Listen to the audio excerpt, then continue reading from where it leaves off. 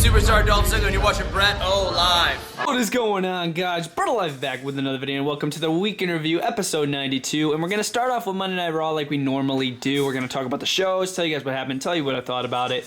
Again, starting off with Monday Night Raw, setup style, so without further ado, let's jump right into it. Starting over here, this was very out of the ordinary. So first, it wasn't Mustafa Ali versus Xavier Woods. It was actually T-Bar of Retribution versus Xavier Woods. This is just so out of the ordinary. I'm like, what is this? Why are we watching this? And Xavier Woods just got dominated by T-Bar, and then they just stood over him. They're like, yeah, we run this and all this. I'm like, I could not care less about Retribution. They're boring, and they destroyed Xavier Woods for no reason whatsoever, because I guess Kofi Kingston's injured or something, and of course Big E's on Smackdown. So Woods was all alone and had no backup.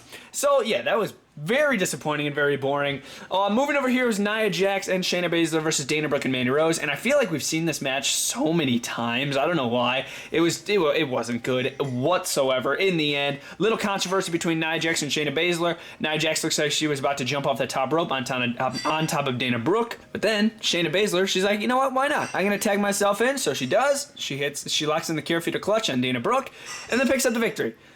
This is one of those things where I just could not care less. It was a boring match, and I really do not care whatsoever. Moving over here, oh my gosh, don't even get me started on this. Lacey Evans, Charlotte, one-on-one match, and before the match, Charlotte's like, I forgive him. He's my dad and everything. I don't care. But then he makes his way out again. I'm like, oh boy, he's gonna get in. He's gonna interfere in this match again, and he does just that. So Lacey Evans, she goes for a pin on Charlotte, and there's Ric Flair holding down the legs of Charlotte. So then she can't kick out, and I'm like, oh my gosh, why are they doing this? So I guess Ric Flair has the hots for Lacey Evans or whatever. So I guess they're going out. Ric Flair's like almost 80, and I don't even know anymore, to be honest with you. But yeah, that was really, really lame in my opinion. Moving over here, this is oh my gosh. Just pretend that is Amos or Omos or whatever the heck they're calling him now. But yeah, it was AJ Styles versus Drew Gulak. Drew Gulak, he goes up to Adam Pearce. He's like, you know what? I want to enter into the Royal Rumble. And Drew Gulak's like, no, you can't do that. But AJ Styles did. So AJ Styles is like, you know what? If you beat me, you get into the Royal Rumble. So it was a one-on-one match. Drew Gulak versus AJ Styles. This was very lame, very short. And this could have been an instant classic in my opinion. Drew Gulak, very talented. AJ Styles as well, obviously very talented. This could have been an instant classic, but they did not make it that. AJ Styles just beat Drew Gulak 1, 2, 3. And what was kind of cool, I thought this wasn't a bad view on the outside of the ring.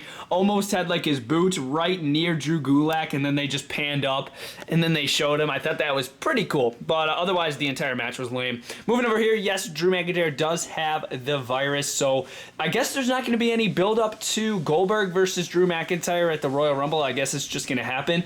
So that's a little disappointing, but yeah, of course he accepted the challenge. It's going to be him versus Goldberg at Royal Rumble, which is totally fine. I mean, not bad. I mean, I guess I'm looking forward to it, but I don't know. Moving over here is John Morrison and The Miz versus Keith Lee and Sheamus. Miz and Morrison are like, you know what happened the last time we teamed? You guys beat each other up. No, the last time they teamed, they actually beat you, so that's pretty interesting. So yeah, Miz and Morrison versus Sheamus and Keith Lee, tag team match. Pretty cool spot in this match. Actually, the top turnbuckle, after Morrison got sent into it by Keith Lee, exploded off, and then I'm like, whoa. And Keith Lee looked genuinely surprised. I don't think that was scripted. I do not think that was supposed to happen, but it looked awesome. I thought that was a not bad moment at all. In the end, Keith Lee and Sheamus obviously ended up picking up the victory, but Sheamus actually tagged himself in and then won the match himself.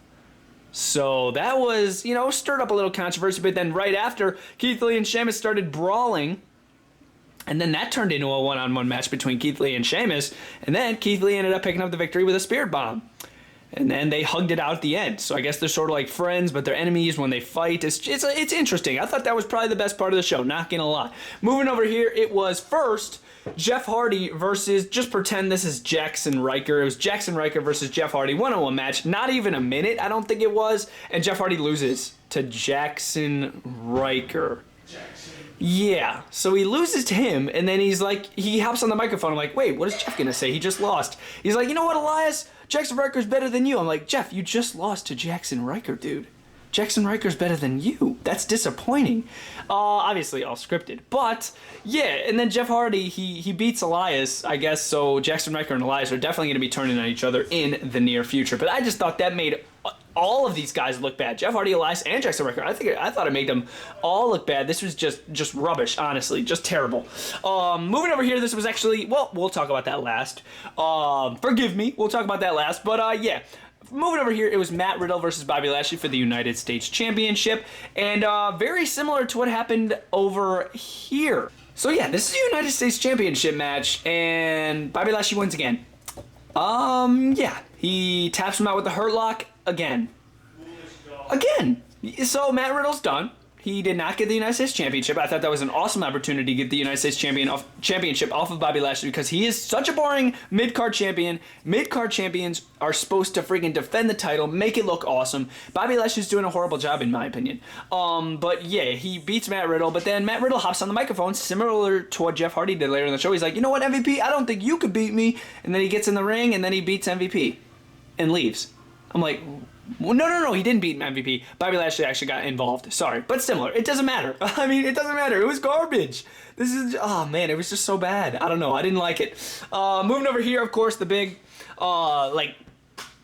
make the person tune in for the show was Triple H's return. He returned at the beginning of the show, and then I guess he was supposed to announce something, but I guess there was no announcement because Randy Orton interrupted him, and then Triple H is like, I'm very proud of you for setting the Fiend on fire, but you made fun of those legends last week? I hate you. So that did not make any sense in my opinion. He killed the guy, but he makes fun of a couple legends, and then Triple H hates him. So, yeah, that was interesting. Led to not a match, a fight. In the main event, a fight. Not a match, a fight in the main event. And then, so basically, Triple H grabs a sledgehammer from under the ring. It sets on fire. Lights start going out Fiend style. And then Triple H disappears. He's gone. Yep, he's gone. And then Alexa Bliss shoots a fireball into the eyes of Randy Orton. Yeah. Shoots a fireball into the eyes of Randy Orton. Okay, not bad, I guess.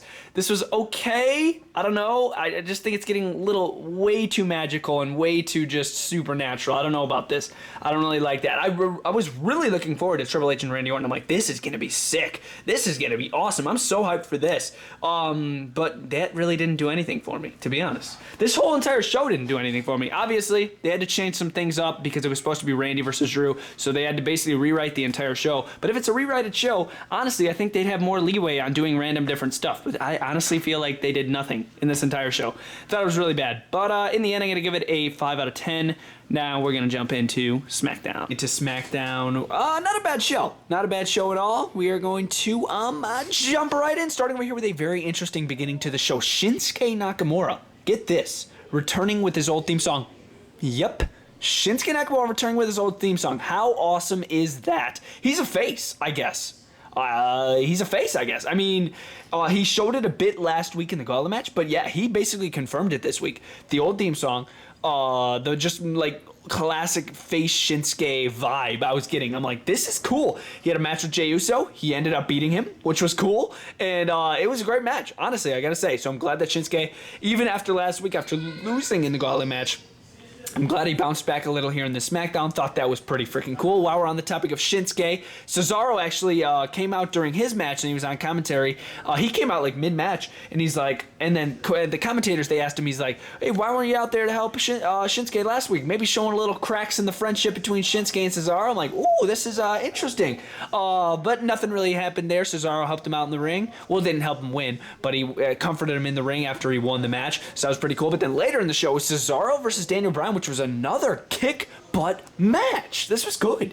I knew it was going to be. I'm like, Daniel Bryan and Cesaro, this is going to be awesome. And it was, honestly, really good, hard-hitting, grappling, wrestling style match. Characters out the window, just straight up wrestling, and that's what I like, man. This was super good. In the end, Cesaro hit the Gotcha Neutralizer and pinned Daniel Bryan. I couldn't believe that one. I'm like, oh, Daniel Bryan could get a victory here. No, he didn't. Cesaro beat him. I'm like, this is awesome. They're pushing like characters that they don't normally push, which is cool. Sadly, it's at the expense of Daniel Bryan, but still, it was cool. Moving over here, it was the special guest on, well, this was the first ever talk show that Bayley is hosting. It's called Ding Dong Hello. Sadly, That's the stupidest name I've ever heard. But yeah, Bayley and her guest was Bianca Belair. And then this led to not a match next week, but a obstacle course next week. So that's interesting. So it led to verbal confrontation between the two. And then they said, in the end, they said, this is going to be a obstacle course next week. So that's going to be interesting, I guess. But that was just okay. Not my favorite part of the show at all. Moving over, we'll jump right here. Moving over here, it was Liv Morgan versus Natalya. I wasn't looking forward to this whatsoever. Billie Kay actually came out with the Riot Squad looking like all edgy and like dark clothing. I'm like, this is stupid. Match got underway. In the end, Natalya ended up beating Liv Morgan because Billie Kay accidentally ran into the ring or something. And then Liv Morgan lost to Natalya. I'm like, who cares? Don't care. This is crap. This is boring. Moving over here, it was Baron Corbin versus Rey Mysterio, one-on-one action. Not a bad match. It was okay. We had Dominic on ringside. Baron Corbin kept on pushing the buttons of Dominic, trying to get himself to get involved in the match. So that's a disqualification. But in the end, Baron Corbin didn't need the disqualification. He hit him with the end of days. 1, 2, 3. Boom, right there. King Corbin making a clean victory. He did take some jabs at Dominic too on ringside, which was pretty cool. But yeah, I don't think it's over between Corbin and Rey Mysterio, but that wasn't bad, I guess.